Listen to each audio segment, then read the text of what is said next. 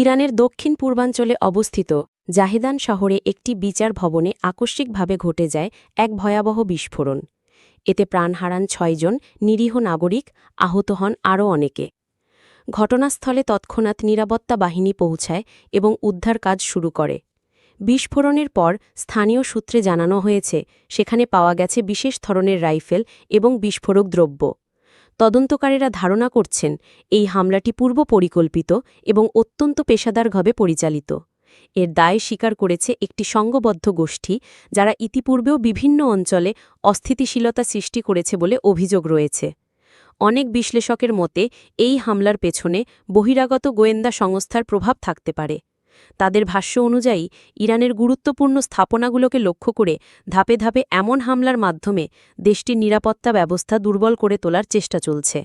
এর মধ্য দিয়ে একটি নির্দিষ্ট বার্তা পৌঁছে দেওয়া হচ্ছে, যা ভবিষ্যতে আরও বড় সংঘাতের ইঙ্গিত দিতে পারে। বিশ্লেষকরা আরও জানান, এই ধরনের ঘটনাগুলো নিছক বিচ্ছিন্ন নয়, বরং একটি বৃহৎ ভূরাজনৈতিক কৌশলের অংশ। ইরানের বিচার বিভাগে হামলার মাধ্যমে দেশটির বিচারিক কাঠামোতে আতঙ্ক সৃষ্টি করা এবং সিদ্ধান্ত গ্রহণে প্রভাব বিস্তারের চেষ্টা করা হচ্ছে। অনেকেই আশঙ্কা করছেন এতে করে সাধারণ মানুষের নিরাপত্তা প্রশ্নবিদ্ধ হচ্ছে এবং আন্তর্জাতিক মহল এ নিয়ে উদ্বেগ প্রকাশ করতে শুরু করেছে। জাহেদান শহরটির ভৌগোলিক অবস্থান অত্যন্ত গুরুত্বপূর্ণ। এটি এমন একটি অঞ্চলের কাছাকাছি যেখানে প্রাকৃতিক সম্পদের বিশাল সম্ভাবনা রয়েছে। বিশেষজ্ঞরা মনে করেন এসব সম্পদ রক্ষা এবং অঞ্চলটির নিরাপত্তা বজায় রাখা এখন ইরানের জন্য একটি বড় চ্যালেঞ্জ হয়ে দাঁড়িয়েছে। বর্তমান পরিস্থিতি বিবেচনায় অনেকে মনে করছেন ভবিষ্যতে যদি আন্তর্জাতিক চাপ বাড়ে এবং নিষেধাজ্ঞা আরও কঠোর হয়, তবে এর জের ধরে অঞ্চল জুড়ে বড় ধরনের সংঘাত দেখা দিতে পারে। তবে এ নিয়ে ইরান সরকার এখনও পর্যন্ত সরাসরি কোনো বক্তব্য না দিলেও গোটা পরিস্থিতি পর্যবেক্ষণে রেখেছে।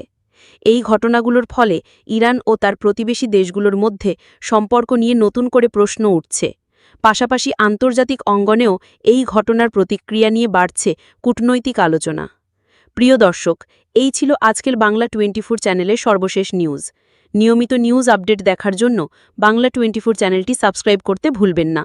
দেখা হচ্ছে খুব শিগগিরই নতুন আরেকটি ভিডিওর সাথে থাকার জন্য